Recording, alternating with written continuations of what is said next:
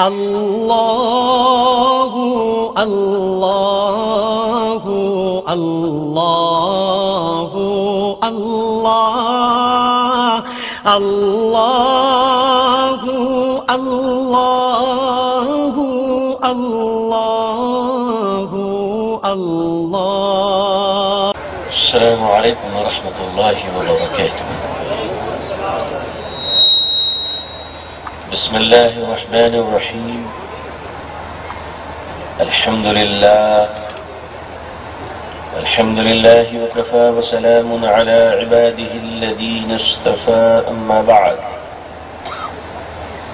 الحمد للہ رب العالمین والعاقبۃ للمتقین والصلاة على رسوله محمد وعلى آله وأصحابه أجمعين. رب اشرح لي صدري ويسر لي أمري واحلل عقدة من لساني يفقهوا قولي. رب يسر ولا تعسر وتمم بالخير. رب زدني علما رب زدني علما. اللهم ربي زدني علما وألحقني بالصالحين. أعوذ بالله من الشيطان الرجيم. بسم الله الرحمن الرحيم. وإذا قيل لهم لا تفسدوا في الأرض قالوا إنما نحن مصلحون. صدق الله العظيم وصدق رسوله النبي الأمي الكريم. اللهم صل على سيدنا محمد وعطرته بعدد كل معلوم لك. اللهم صل على سيدنا محمد عبدك ورسولك وعلى المؤمنين والمؤمنات والمسلمين والمسلمات. حضرات علماء کرام، بزرگان محترم، نوجوانان اسلام، عزیزان گرامی، پردہ نشین خواتین امت اسلامیہ، آن ڈیوٹی اور آف ڈیوٹی میں بڑا فرق ہوا کرتا ہے. آپ کسی بھی آدمی پر ہاتھ اٹھانے کا حق نہیں رکھتے. چلتے پھرتے اگر کوئی آدمی کسی آدمی کو مار دے تو کیس ہو جایا کرتا ہے. لیکن اگر آن ڈیوٹی آفیسر پہ کسی نے ہاتھ اٹھا دیا تو وہ مقدمہ بڑا خطرناک ہوا کرتا ہے اور پوری حکومت کے لیے عزت کا سوال آ جاتا ہے. اگر کسی نے راستے پہ چلتے ہوئے کسی عام آدمی کو ایک آدھ ہاتھ مار دیا وہ بھی گندی بات ہے، مسئلہ وہ بھی خطرناک ہو سکتا ہے. لیکن آن ڈیوٹی یونیفارم میں اگر کسی پولیس آفیسر پر کسی نے ہاتھ اٹھا دیا تو پوری ڈپارٹمنٹ اس آدمی کی دشمن بن جائے گی. حکومت کی عزت و وقار کا سوال آ جائے گا اور کیس تو جو ہوگا وہ ہوگا، لیکن جو دھلائی ہوگی وہ الگ ہوگی. اس لیے آن ڈیوٹی آفیسر پہ ہاتھ اٹھانا یہ سب سے خطرناک کام ہوا کرتا ہے. اور اگر کوئی آفیسر ہے، داروغہ جی ہیں، مگر یونیفارم اتارے ہوئے ہیں، کوئی پہچانتا نہیں ہے، لفنگوں کے ساتھ بیٹھے ہوئے ہیں، اچکوں کے ساتھ بیٹھے ہوئے ہیں، تو گنجیڑی بھی ان کو تو ہاتھ مار دے گا، بھنگیڑی بھی دو چار چپل مار دے گا، کوئی کیس ہونے والا نہیں ہے. لیکن اگر یونیفارم میں ہے اور آن ڈیوٹی ہے اور تم نے کالر پہ ہاتھ ڈال دیا تو سوچو اب خیر نہیں ہے. راجیہ سرکار سے لے کر کیندر سرکار، بھارت سرکار تک تمہاری دشمن بن کر تم کو سزا دے گی. مسلمانوں یاد رکھنا کہ نبی کریم صلی اللہ علیہ وسلم نے امت کے علماء کو اپنا وارث قرار دیا ہے، اور اس امت مسلمہ کو خدا نے کنتم خیر امت اخرجت للناس تأمرون بالمعروف وتنہون عن المنکر کے عظیم الشان خطاب سے نوازا ہے. اس روئے زمین پر مسلمان اور مسلمان کے علماء وارث انبیاء ہونے کی حیثیت سے یہ اللہ تعالی کے کام میں آن ڈیوٹی آفیسر کی حیثیت رکھتے ہیں.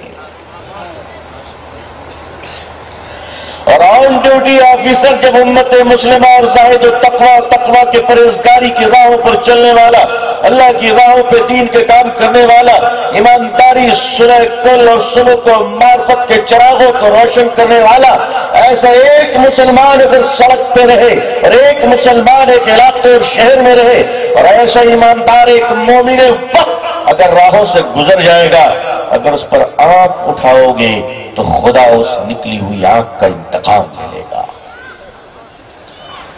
جس طرح آن ڈیوٹی آفیسر پر ہاتھ اٹھانا خطرناک ہے، اسی طرح آن ڈیوٹی مسلمان پر بھی ہاتھ اٹھانا خطرناک ہے۔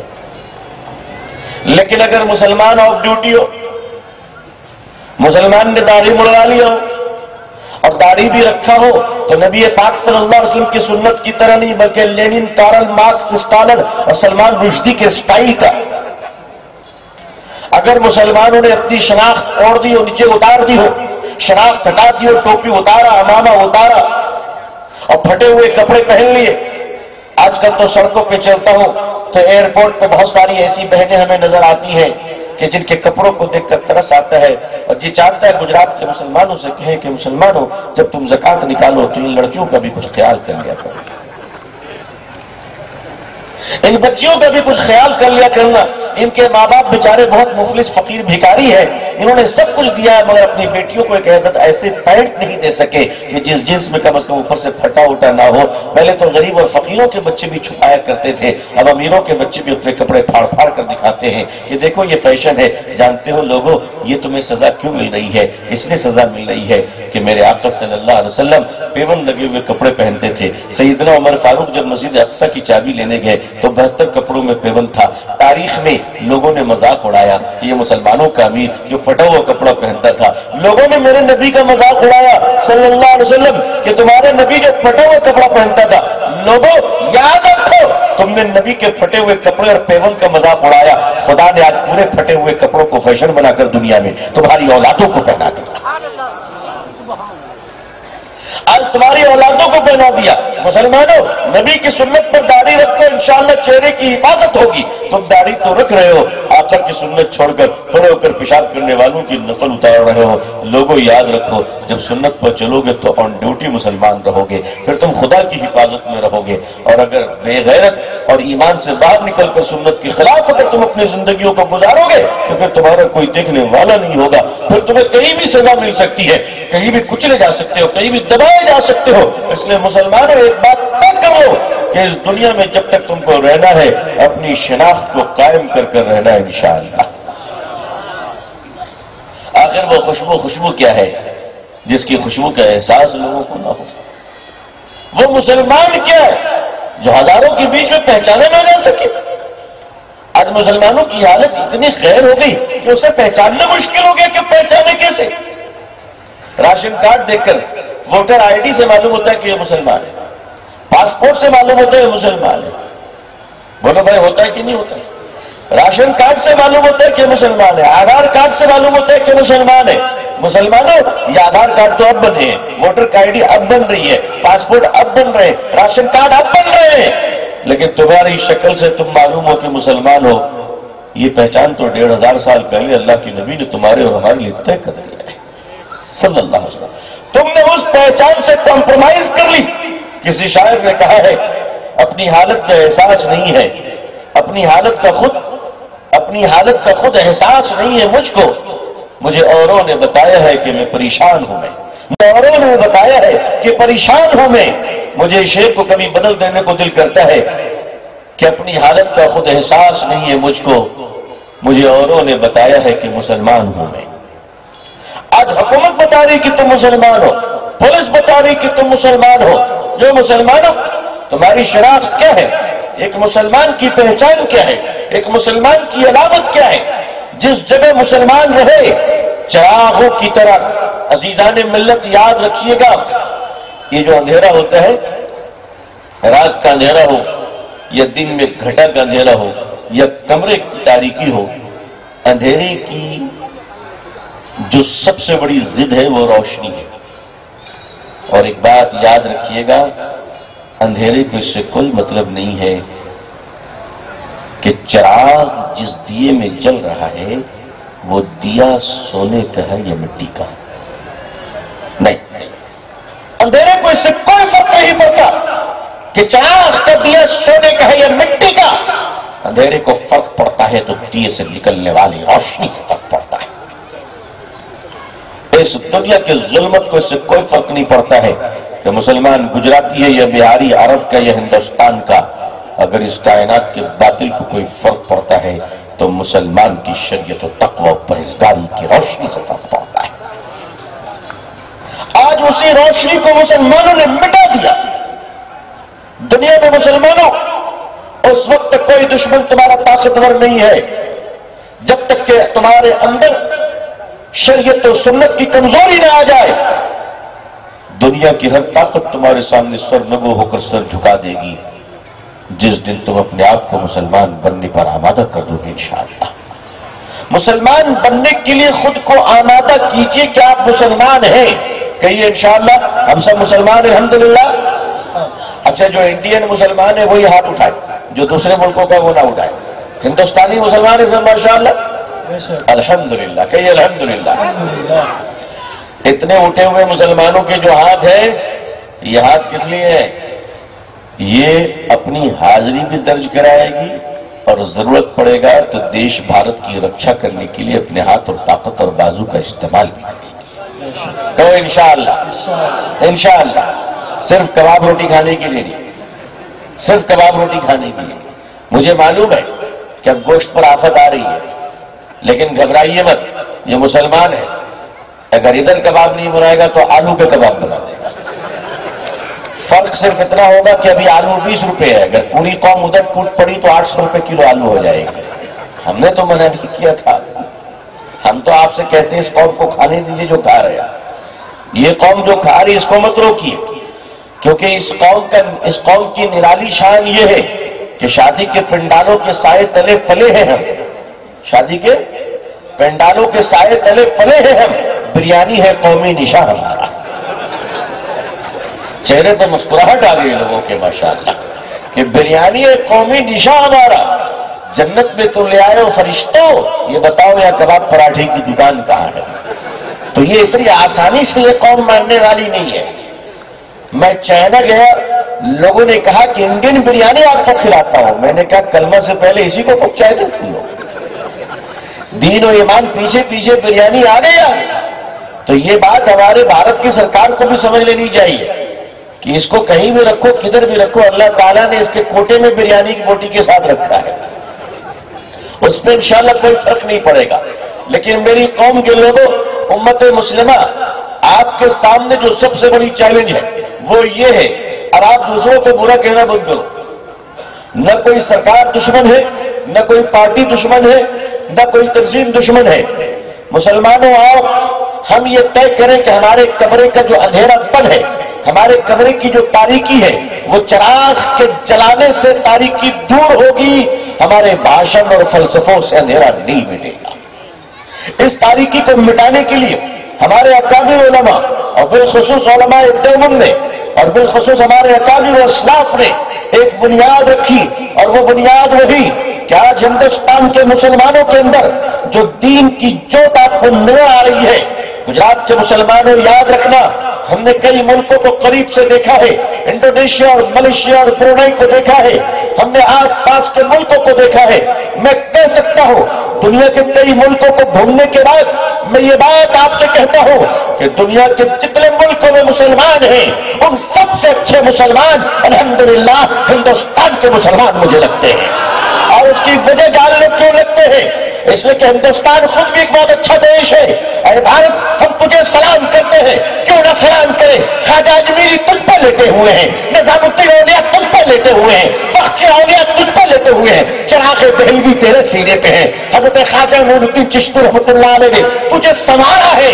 دیش بھارت کا مسلمان وہ ہے جو ہندوستان کو ہاتھ سے نہیں اپنے سجدوں سے اس زمین کو دھرتی کو سنبھالتا ہے.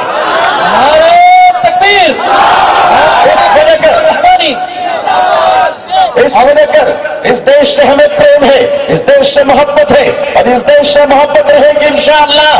مرتے مرتے بھی دعا کریں گے کہ اللہ ہم جا رہے ہیں مگر ہندوستان کے آنچل کی حفاظت کرنا.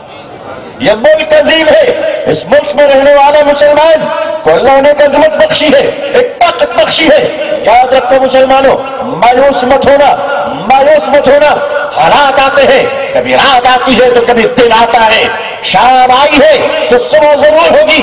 حالات جیسے بھی ہو، حالات جیسے بھی ہو، ہمارے کتنی مخالف کیوں نہ ہو، دنیا کتنی بھی دشمن نہ کیوں نہ ہو، گھبرانا مت.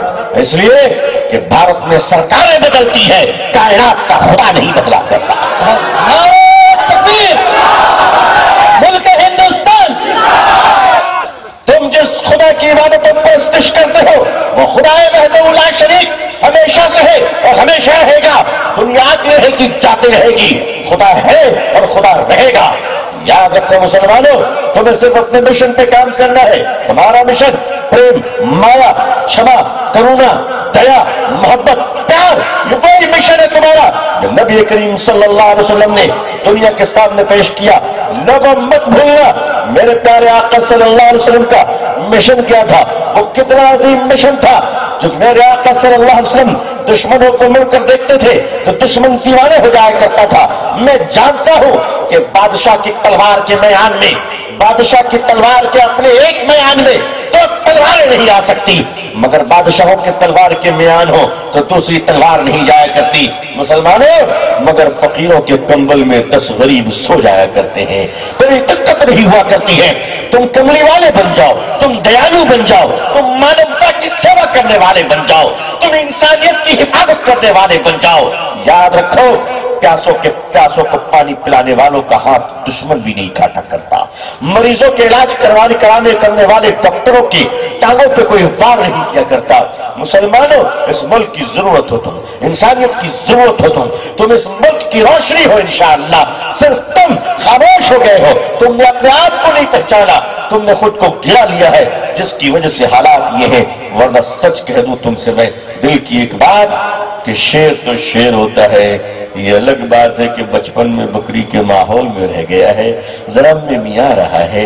جس دن اسے اپنی خوبی کا اندازہ ہو جائے گا، ایک دھاڑ مارے گا تو بکریاں خود فرار ہو کر رہ جائیں گی. امت مسلمہ، آپ جس زمین پر رہو گے اس زمین پر عمل قائم کرو گے تو انشاءاللہ ہندوستان کے مسلمانوں کی عظمت کی جو سب سے بڑی وجہ ہے، وہ وجہ کیا بتا دوں میں آپ کو؟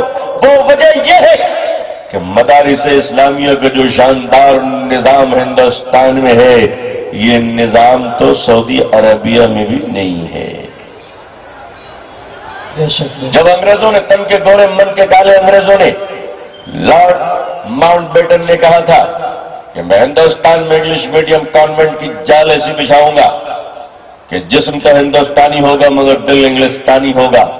حجت الاسلام حضرت مولانا قاسم نانوتوی دیوبندی رحمت اللہ علیہ نے فرمایا تھا کہ میں بھی اسی بھارت میں مدارس و مکاتب کی ایسی جال بچھا دوں گا کہ جسم ہندوستانی ہوگا مگر دل عربستانی ہو جائے گا. ہمارا قلب اور ذہن دونوں مدینے والے کا غلام بن جائے گا صلی اللہ علیہ وسلم. آج لوگوں، ہندوستان میں سب سے بڑی کوشش یہ کی جا رہی ہے کہ مسلمانوں کی لائف لائن کو کاٹ دی جائے. لائف لائن، لائف لائن سمجھتے ہیں؟ لائف بوائے صابن میں سمجھ جانا. لائف لائن، مسلمانوں کی لائف لائن کیا ہے؟ دکان، مکان نہیں. سچر کمیٹی نے کہا کہ مسلمان دلتوں سے زیادہ بدتر ہے. کاروبار تو ہمارے پاس ہے ہی نہیں.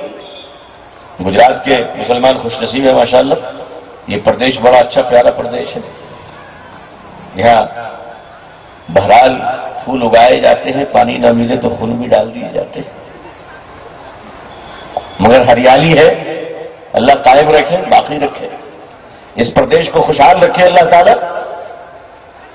لیکن عزیزان ملت، مسلمانوں کی لائف لائن کیا ہے؟ اسے اچھی طرح سمجھ لیجئے، اور اسی کو ڈسکنیکٹ کرنے کی کوشش کی جا رہی ہے. مسلمانوں، لوگ پوچھتے کہ علماء نے کیا دیا اس ملک میں.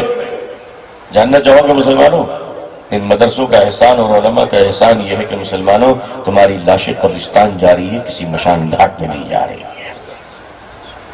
آج ان مدرسوں کی برکت سے مسلمانوں، ہمارے چہرے سر پہ ٹوپی اور چہرے پہ داڑھی باقی ہے، مسجدیں پاک ہے، उलमा ने तुमसे कभी नहीं कहा कि मैं तुम्हें डॉक्टर दूंगा, उलमा ने आपसे कभी नहीं कहा कि मैं आपको इंजीनियर दूंगा, उलमा ने आपसे कभी नहीं कहा कि मैं आपको सुप्रीम कोर्ट और हाई कोर्ट का वकील दूंगा, उलमा ने आपसे कहा मैं आपको हाफिज कुरान दूंगा, मैं आपको कारी दूंगा, मैं आपको कान की हिफाजत करने वाला सिपाही दूंगा, मैं आपको इस्लाम के तला की तरफ दीवारें खड़ी करने वाला जय्यद मुफस्सिर कुरान दूंगा, मुहद्दिस वक्त दूंगा, जुमे का खतीब दूंगा, तुम्हें जगाने वाला उलमा दूंगा, तुम्हें बेदार करने वाले वली दूंगा। उलमा ने यह वादा किया। बताओ मुसलमानों, तुम्हारी मस्जिदों में उलमा की वादे पूरे हुए कि नहीं हुए? आज हुए कि नहीं हुए? आज गली गली में तुम्हें मदरसे नजर आ रहे? दिसंबर की ठंडी रात हो और शिमला की पहाड़ी हो, बर्फ गिर रही हो, तो भी फजर की नमाज मस्जिद में हड़ताल नहीं होती। राजस्थान में रेगिस्तान की गर्मी 54 डिग्री का टेम्परेचर हो, मई जून का महीना हो, तो भी जोहर की नमाज कज़ा नहीं होती। अल्लाह का शुक्र है, ये ड्यूटी पूरी हो रही है। उलमा का काम सिर्फ ये है। एक बुजुर्ग बुखारी शरीफ पढ़ा रहे थे, किसी ने जाकर कहा कि मौलाना आप ये क्या पढ़ा रहे? ये दुनिया साइंस और टेक्नोलॉजी के डेवलपमेंट का है और दुनिया चांद पे जा रही है और आप हदीस की किताबें पढ़ा रहे।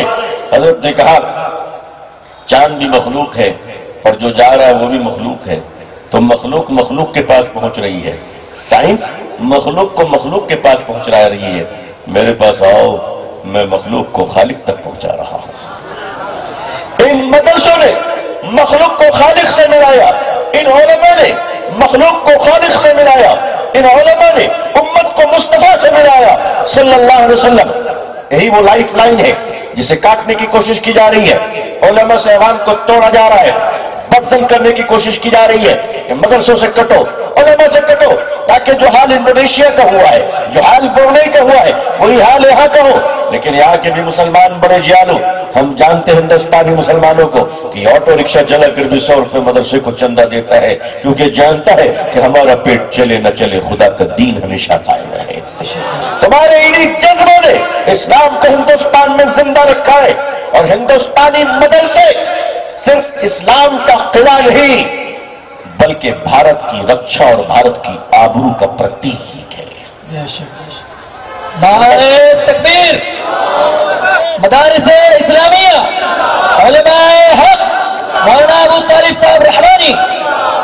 हिंदुस्तान के मदरसों ने इस देश को आजादी दी, इस देश को तकवीयत दी, इस देश को 4 चांद लगाया। हिंदुस्तान के मदरसों ने इस मुल्क के लिए जो अपनी कुर्बानियां दी है, वो कुर्बानी ये है कि 1.5 लाख से ज्यादा उलमाए किराम को अंग्रेजों ने फांसियां दी थी और उसका कसूर यह था कि वह हिंदुस्तान की आजादी की बातें किया करते थे। कसूर यह था कि अंग्रेजों से लड़ा करते थे। अजीजान मिल्लत, भारत में जब मौलाना कासिम नानवी रहमतुल्लाह ने मदरसों का जाल बिछाया तो उन मदरसों में सिर्फ मुसलमान नहीं बल्कि हमारे देश के हिंदू भाई और उनके बच्चे पढ़ते थे। और उसी पढ़ने की बरकत थी कि भारत का पहला राष्ट्रपति डॉक्टर राजेंद्र प्रसाद साहब बिहार के छपरा जिले में एक मदरसे के पढ़े हुए तालिब इल्म थे। हिंदुस्तान का भारत का पहला राष्ट्रपति मदरसे का विद्यार्थी था। अब बताओ लोगों, मदरसों से आतंकवाद तैयार होते हैं या भारत का राष्ट्रपति तैयार होता है? अरे बताओ कौन तैयार होता है? राष्ट्रपति तैयार होता है। हमने दिया इस मुल्क को सदर जमहूरिया दिया। अजीजा ने मिल्लत सिर्फ इस मुल्क को दिया तो क्या दिया, और भी आगे दिया। और वो जानते हो क्या दिया? दुनिया के सुपर पावर ताकत का नाम क्या है भाई? अरे भाई जानते हो क्या नाम है? अमेरिका है ना। दुनिया में सबसे बड़ी ताकत इस वक्त मानी जाती है आर्म्स पावर में अमेरिका। अमेरिका में इस वक्त जो मौजूदा सदर साहब हैं, पता नहीं अमेरिका की क्या बदकिस्मती के कार्टून को लाके उठा दिया है।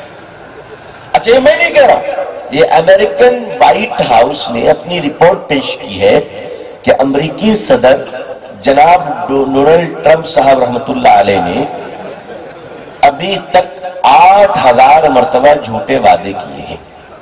कितनी बार भाई? कितनी बार? 8000। ये मैं नहीं कह रहा हूं, ये व्हाइट हाउस की रिपोर्ट है। और हजरत डोनाल्ड ट्रंप रोजाना ईमानदारी से नाश्ते से लेकर खाने तक 17 बार कौम से झूठ बोलते हैं।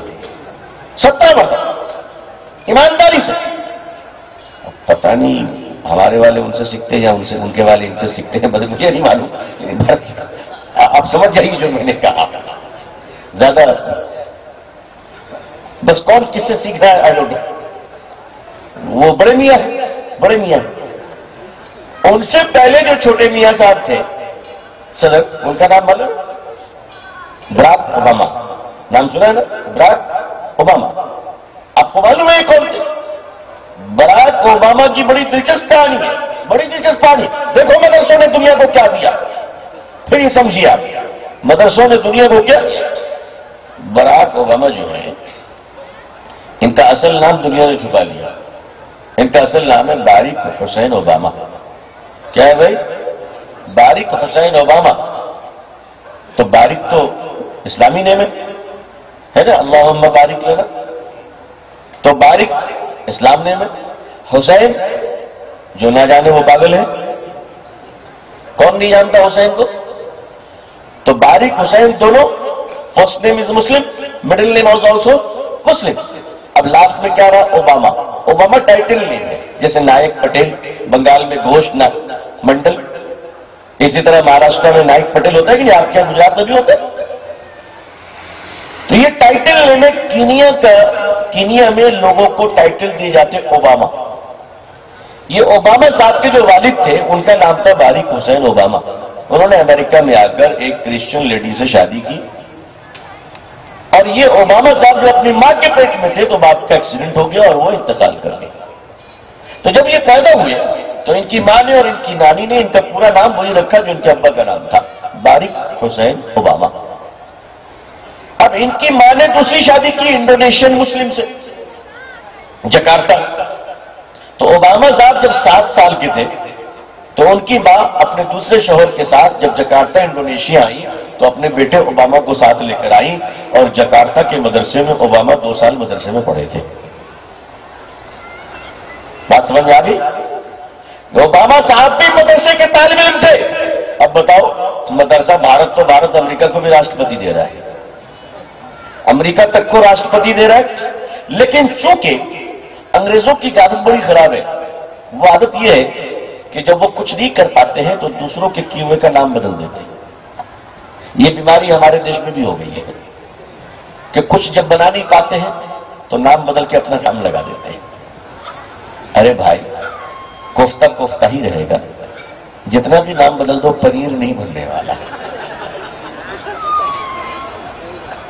وہ کوفتہ ہی رہے گا. نام بدلنے سے کوئی پنیر نہیں ہوتا ہے. ان کو نام بدلنے کا بڑا شوق ہے انگریزوں کو. حضرت آدم کا نام بدل کر ایڈم کر دیا، موسیٰ علیہ السلام کا نام بدل کر موزز کر دیا، ابراہیم علیہ السلام کا نام بدل کر ابراہم کر دیا، عیسیٰ علیہ السلام کا نام بدل کر جیسس کرائسس کر دیا. تو اب دیکھا کہ باریک حسین اوباما کا بھی بدلو، تو کیسے بدلو؟ تو باریک کو اس نے براک کر دیا. اب حسین کو کیا کرے؟ تو حسین کا تو کربلا میں یزید کچھ نہیں کر سکا، تو امریکہ کیا کر پاتا؟ تو اس نے حسین کو نکال دیا، کہا بولو ہی مت، بولو گے تو صحیح بولنا پڑے گا. تو اس لیے شروع میں باریک کو براک اور Obama, Barack Obama, Barack Obama, Barack Obama, حالانکہ اس کا اصل نام ہے باریک حسین اوباما. اور یہ مدرسے کے طالب علم تھے. پوری دنیا میں اور بالخصوص ہندوستان کے لیے سب سے خوش نصیبی یہ ہے کہ ہمارے یہاں مدارس اسلامیہ قائم ہے، اور مسلمانوں اور مدارس سے فارغ ہونے والے علماء امت مسلمہ کے لیے لائف لائن کی حیثیت رکھتا ہے. اور یہی وجہ ہے کہ ہندوستان میں مسلمانوں کی فلاح کے لیے دنیا جتنے بھی نعرے لگائیں مگر کام یہ علماء ہی کر رہے ہیں. ثبوت لے لیجیے، بغیر ثبوت کی بات نہیں. اچھا ایک بات بتاؤ، ہندوستان میں دارالعلوم دیوبند کی جب بنیاد پڑی اس کے بعد ہی علی گڑھ مسلم یونیورسٹی بنی کہ نہیں بنی بھائی؟ علماء یہاں پہ موجود ہے، تاریخ قائم ہے. علی گڑھ مسلم یونیورسٹی بھی بنائی گئی. اچھا ایک بات اور بتا دوں آپ کو، دنیا میں جتنی یونیورسٹیاں ہیں، دنیا میں پوری دنیا کی بات کر رہا ہوں، صرف ہندوستان کی نہیں، including Oxford, Cambridge, Boston university, ساری دنیا میں سب سے زیادہ پی ایچ ڈی اگر کسی نے پیدا کیا ہے تو وہ ہندوستان کے علی گڑھ مسلم یونیورسٹی نے پیدا کیا ہے. واقعی بڑی خوشی کی بات ہے یہ. لیکن میں یہاں پر آپ سے ایک بات کہتا ہوں کہ کام علماء ہی کر رہے ہیں، علماء بھی نہیں، علماء ہی کر رہے ہیں۔ اس کی دلیل کیا ہے؟ علی گڑھ مسلم یونیورسٹی بنی اور ادھر دارالعلوم دیوبند بنا۔ دارالعلوم دیوبند نے علماء فارغ کیے، علی گڑھ مسلم یونیورسٹی نے انٹلیکچوئل فارغ کیے، ہے نا؟ پروڈکشن دونوں طرف سے ہو رہا ہے۔ اب میں آپ کے ضمیر کی عدالت میں ایک مقدمہ رکھ رہا ہوں، اس مقدمہ پر سوچ سمجھ کر فیصلہ کیجیے گا کہ مدرسے سے جو لوگ فارغ ہوئے انہوں نے کیا کیا؟ انہوں نے ہندوستان میں تقریباً 3 لاکھ اور مدرسے بنا دیے۔ بولو بنائے کہ نہیں بنائے؟ ماشاءاللہ۔ تو مدرسوں سے جو فارغ ہوئے انہوں نے پورے ملک میں مدرسہ بنا دیا۔ علی گڑھ مسلم یونیورسٹی سے بھی لاکھوں لوگ فارغ ہوئے، ابھی تک دوسری یونیورسٹی نہیں بنا سکے، ابھی تک دوسری یونیورسٹی نہیں بنا سکے۔ وہ بھی جب یونیورسٹی بنانے کی بات آ رہی ہے، جب اسکول بنانے کی بات آ رہی ہے، تو فیض القرآن کے نام پر کوئی مولانا حبیب صاحب ہمارے تشریف لاتے ہیں اور وہ انگلش میڈیم اور گجراتی میڈیم اسکول اپنی قوم کو عطا فرماتے ہیں۔ سبحان اللہ، نعرہ تکبیر۔ یہ کام مدارس اسلامیہ بہت یہ کام بھی وقت عالم دینی کر رہا ہے۔ اب کل کنواں چلے جائیے، مولانا بستانوی صاحب دعوت برکاتہم اللہ ان کی عمروں میں برکت عطا فرمائے، medical college, engineering college, polytechnic college, مدرسہ اور شیخ الحدیث اور بخاری کی تعلیم و حفظ و قراءت، اور اس کے ساتھ ساتھ یونیورسٹی کا کنسپٹ لے کر کوئی چل رہا ہے تو ایک مولوی ہی چل رہا ہے۔ اس کی وجہ یہ ہے کہ جس کے سینے میں نور مصطفیٰ ہوگا صلی اللہ علیہ وسلم، علم نبوت کی برکت سے وہ انشاءاللہ ملت اسلامیہ کی پوری رہنمائی اور پوری رہبری پوری ایمانداری کے ساتھ کرنے کی جو حیثیت اور طاقت ایک عالم دین رکھتا ہے، قیامت کا خدا کی قسم کوئی دوسرا اس کا مقابلے میں نہیں آ سکتا۔ یہ اللہ تعالیٰ کا بڑا فضل و کرم ہے۔ لہذا امت مسلمہ مکمل طور پر آپ اپنے علماء سے منسلک ہو جائیے، اور علماء سے منسلک کا مطلب یہ ہے کہ مسافر جب راستوں میں چلے تو چراغ کی حفاظت کرے۔ یہ علماء تمہاری زندگیوں کے چراغ ہیں۔ اہل گجرات نے زندگی کے بڑے اونچ نیچ دیکھے ہیں، اہل گجرات نے زندگی کے بڑے دھوپ چھاؤں دیکھے ہیں، اہل گجرات نے بڑے غم اور خوشی دیکھے ہیں، مگر معلوم ہے اہل گجرات کو کہ جب ان غم اور خوشیوں کے موقع پر اور غم کے جب بادل چھائے ہوئے تھے اور چاروں طرف سے مایوسیاں تھی تو علماء کے کردار کو آپ بھلا نہیں سکتے، چاہے وہ جمیعت العلماء کی شکل میں ہو، چاہے وہ ملی کونسل کی شکل میں ہو، چاہے وہ جماعت اسلامی کی شکل میں ہو، چاہے وہ تبلیغی جماعت کی شکل میں ہو، یا انڈیا مسلم پسندہ بورڈ کی شکل میں ہو، یا علماء دیوبند اور اکابرین کی شکل میں ہو۔ اللہ انہیں سلامت رکھے، اللہ انہیں سلامت رکھے۔ یہ وہ جماعت ہے جو جماعت دنیا کے مسئلے سے لے کر آخرت تک انشاءاللہ اس امت کی خیر خواہ ہوگی انشاءاللہ۔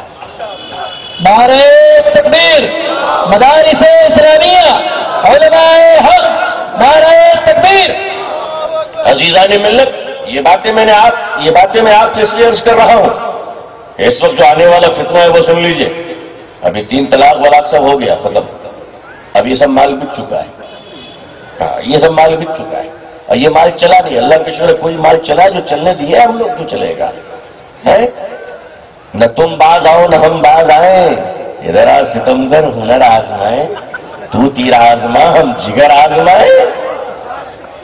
ارے صاحب، آپ کباب بولتے ہم وہ نہیں چھوڑتے ہیں، نبی کی سنت کیسے چھوڑیں گے صلی اللہ علیہ وسلم؟ بات جب دین کی ہوگی تو یاد رکھ لیجئے، ہندوستان کا مسلمان یہ کہہ کر دنیا سے مرے گا کہ ابو بکر صدیق رضی اللہ تعالیٰ عنہ جب امیر المؤمنین بنے تو منافقوں نے کہا تھا نماز پڑھوں گا، روزے رکھوں گا، زکوٰۃ نہیں دوں گا۔ صدیق اکبر نے کہا تھا اگر کسی کے حساب کے مطابق زکوٰۃ میں اونٹ اور اونٹ کی رسی نکل رہی ہے اور اگر کوئی مجھ سے کہے کہ اونٹ دوں گا اور رسی نہیں دوں گا، ابو بکر جنگ کرے گا، لڑائی کرے گا، مقابلہ کرے گا، یا تم رہو گے یا ہم رہیں گے۔ دنیا کی حکومتیں اور دنیا کی طاقتیں کان کھول کر سن لو، اگر قیامت کی اگلی صبح تک دنیا ہم سے کہے کہ تمہیں وضو بنانے کی اجازت ہے مگر وضو میں مسواک کی اجازت نہیں ہے، خدا کی قسم نہ ہم وضو کا لوٹا چھوڑیں گے نہ مسواک کی ڈنڈی چھوڑیں گے۔ ہم اس مسواک تک کے کمپرومائز کرنے کو تیار نہیں ہے۔ یہ ہندوستانی مسلمانوں کی دھڑکن اور یہ آواز ہے۔ آنے والا جو فتنہ ہے وہ کیا ہے وہ سن لیجیے۔ آنے والا فتنہ یہ ہے یا تو مدرسوں کو خرید لو یا مدرسوں کو بدنام کر دو. بکنے والے بک جائیں گے، ڈٹ کے رہنے والے ڈٹے رہ جائیں گے. تم بھی رہو گے، ہم بھی رہیں گے. موت آئے گی، تم بھی جاؤ گے، ہم بھی جائیں گے. لیکن سوچو خدا کی عدالت میں جب لائن میں کھڑے ہوں گے اور پھر آواز آئے گی وَامْتَازُوا الْيَوْمَ أَيُّهَا الْمُجْرِمُونَ. ہائے ہائے ہائے. اصلی مال کھڑے رہیں گے، بکاؤ ہٹا دیے جائیں گے، بکاؤ ہٹا دیے جائیں گے. اب ترغیبوں سے کام کیا جائے گا کہ بیچ دو اپنے مدرسوں کو، بیچ دو اپنے خیرت اور ضمیروں کو، اور بیچ دو اپنے نصاب کو. امت مسلمہ، یہ مسلم علماء اگر سفیر بن کر تمہارے دروازوں پر مدرسوں کا چندہ کرتے تو صرف اس لیے کرتے ہیں کہ ہم بھیک مانگ کے مدرسے چلائیں گے مگر سرکاری خیرات کو قبول نہیں کریں گے. یہ وہ جذبہ ہے کہ جس جذبے کی برکت ہے کہ علماء حق ہندوستان میں تیار بھی ہو رہے، پیدا بھی ہو رہے اور ماشاءاللہ دھاڑ بھی رہے. اور ضرورت پڑتی ہے تو باطل کی آنکھوں میں آنکھیں ڈال کر صاف صاف باتیں بھی کرتا ہوں. اللہ جزائے خیر دے آل انڈیا مسلم پسندہ بورڈ کے اکابرین کو، اللہ ان کی عمروں میں برکت عطا فرمائے. انہوں نے صاف صاف کہہ دیا نہ ہم ریزرویشن کی لڑائی لڑیں گے، نہ نوکری کی لڑائی لڑیں گے، نہ ہم روٹی کی لڑائی لڑیں گے، نہ ہم بوٹی کی لڑائی لڑیں گے، لیکن بات آبروئے مصطفیٰ کی آئے گی تو پھر جینے کی تمنا چھوڑ دیں گے صلی اللہ علیہ وسلم. بس یہ وہ تمنا ہے اور یہی وہ ہمارا ہدف اور یہی وہ ہمارا نشہ ہے جس پر ہم کمپرومائز کرنے کو تیار نہیں. الیکشن آتی ہے اور آتی رہے گی، حکومت آج ہے کل نہیں رہے گی، ہم آج ہے کل نہیں رہیں گے. یہ دیش ہے، انشاءاللہ دیش رہے گا اور آنے والی نسلیں رہیں گی، آنے والے لوگ رہیں گے. ہم چاہتے یہ ہے کہ مدرسے اور علماء اور مسلمانوں کی سہایتا اور تعاون سے ہندوستان ایک مسکراتا ہوا ملک بنے جہاں امن اور محبت کی گنگا بہے، جہاں روزانہ صبح نکلے تو محبت کی فضاؤں میں نکلے، شام میں خوشی خوشی گھر آ جائے تاکہ لگے کہ یہ ہندوستان ہے جہاں ہر دھرم اور ہر مذہب اور ہر مسلک کے لوگ ماننے والے آپس میں مسکرا کر چلتے ہیں. ہم نے نفرتوں کو ٹھوکروں میں رکھا ہے، محبت کی تاج بنا کے سر پہ رکھا ہے.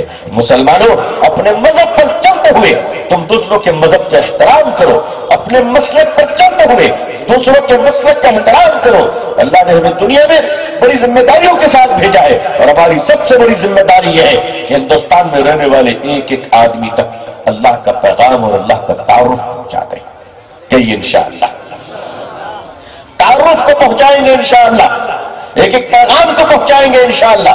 عزیزان ملت، ہم اس نبی برحق صلی اللہ علیہ وسلم کی امت ہے جو نبی پاک صلی اللہ علیہ وسلم صرف مسلمانوں کے لیے نہیں بلکہ تمام انسانیت کے لیے رحمت للعالمین بنا کر بھیجے گئے. حضور صلی اللہ علیہ وسلم ایسے عظیم رحمت للعالمین کہ آپ انسان تو انسان، جانور کے لیے بھی رحمت للعالمین صلی اللہ علیہ وسلم. مکے کے اندر ابو جہل آپ کا دشمن ہے، شدید دشمن ہے، بدترین دشمن ہے. ابو جہل نے کتنی بار آپ پہ ہاتھ اٹھایا لیکن ہمارے پیارے آقا صلی اللہ علیہ وسلم نے کبھی انتقام نہیں لیا، کبھی بدلہ نہیں لیا. مگر ایک واقعہ آتا ہے کہ مکے کے اندر ایک تاجر آتا ہے اور اس کے تجارت کے مال کو ابو جہل لوٹ لیتا ہے اور پیسے نہیں دیتا ہے. تاجر مکے میں رو رو کر سب سے فریاد کرتا ہے کہ مجھے میرا حق دلا دو، مجھے میرا حق دلا دو. سب ہنستا ہے کہ مکے کے رئیس سردار ابو جہل سے کون بات کرے گا. کسی سرفیرے نے کہا کہ وہ محمد ہے صلی اللہ علیہ وسلم، جا کر ان سے کہو شاید وہ تمہیں دلا دے. لوگوں نے مذاقن کہا کہ اچھا ہے محمد صلی اللہ علیہ وسلم اور ابو جہل کی مار پیٹ ہوگی. لیکن جب اس مسافر لوٹے ہوئے مسافر نے میرے پیارے آقا صلی اللہ علیہ وسلم سے کہا کہ میں مسافر ہوں، میرے بیوی بچے دور میں رہتے ہیں، میرا سب کچھ لوٹ لیا ہے، ابو جہل سے میرا حق دلا دیجیے، تو میرے آقا صلی اللہ علیہ وسلم اسی وقت اٹھتے ہیں اور ابو جہل کے دروازے پہ جاتے ہیں. مکے کے لوگ کھڑے کر تماشا دیکھ رہے ہیں. آپ فرماتے اے عمر بن حشام ادھر. عمر بن حشام یعنی ابو جہل اندر سے نکل کر آتا ہے. اللہ کے نبی صلی اللہ علیہ وسلم کچھ نہیں، صرف اتنا فرماتے اس مسافر اجنبی کا حق ادا کرو. وہ کانپتا ہوا اندر جاتا ہے، پیسے اور سامان لے کر آتا ہے اور اجنبی اور مسافر کو حوالے کرتا ہے. مکے کے لوگوں نے تان مارا ابو جہل تو محمد سے ڈر گیا. ابو جہل نے کہا کہ جس وقت محمد صلی اللہ علیہ وسلم سے کہہ رہے تھے اس وقت ان کے چہرے پہ وہ روب تھا کہ اگر میں انکار کرتا تو زمین میں دھسا دیا جاتا، زمین میں دھسا دیا جاتا۔ مسلمانوں، حق کی آواز کے لیے جب کھڑے ہوگے تمہارے چہرے پہ تمہارے آقا کا روپ ڈال دیا جائے گا صلی اللہ علیہ وسلم۔ مسلمانوں، معافی کا جذبہ پیدا کرو۔ میرے آقا صلی اللہ علیہ وسلم جب مکہ فتح کر داخل ہوتے ہیں تو آپ نے جن لوگوں کے بارے میں فرمایا کہ ان کو صاف کر دو، اس میں اکرمہ بن ابو جہل بھی تھا، ابو جہل کا بیٹا، کہا جہاں نظر آئے اس کو مار دو۔ اکرمہ بھاگ گیا، ملک شام کی سرحد پہ پہنچ گیا۔ اکرمہ کی بیوی مکے کی تھی، بڑی چالاک تھی، عرب تھی، چھپتے چھپاتے آقا صلی اللہ علیہ وسلم کے در پہ آ گئی اور اپنے شوہر کی جان کی بھیک مانگ رہی تھی۔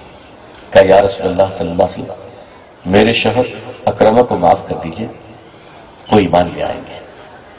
حضور صلی اللہ علیہ وسلم کے در پہ جب پہنچی ہے تو آپ نے معاف کر دیا۔ پھر وہ کہتی ہے کہ آپ اپنا امامہ دے دیجئے، کپڑا، کوئی نشانی دے دیجئے تاکہ میں اکرمہ کو دوں، اکرمہ اس کو ہلاتا ہوا آئے تاکہ کوئی مسلمان اس کو سزا نہ دے۔ میرے آقا صلی اللہ علیہ وسلم نے اپنے امامے کا کپڑا دے دیا، فرمایا جاؤ جا کے اکرمہ ابو جہل کے بیٹے کو دے دینا کہ میں نے امر دیا اسے۔ بیوی جا کر کہتی ہے اکرمہ، غلام کو بھیجتی ہے، واپس بلاتی ہے، شوہر کو چھپتا ہوا آتا ہے۔ بیوی کہتی چلو میں نے حضور سے بات کر لی ہے صلی اللہ علیہ وسلم۔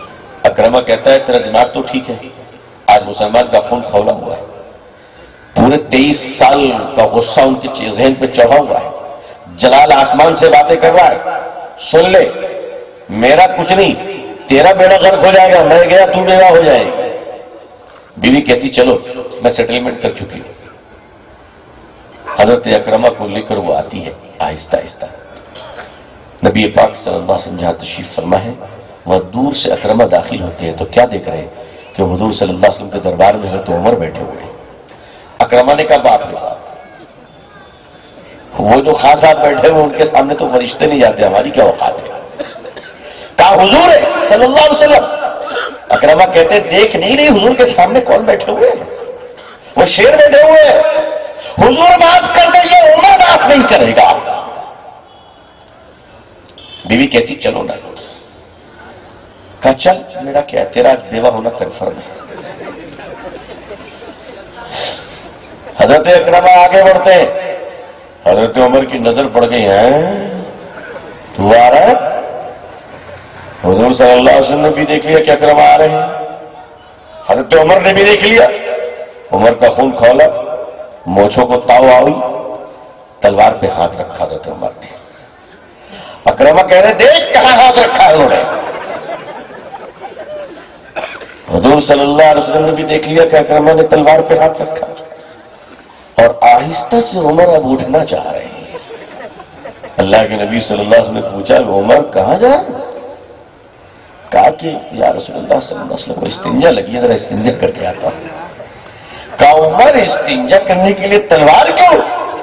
کہا جی تلوار رکھتا ہوں تبھی استنجا ہوتا ہے۔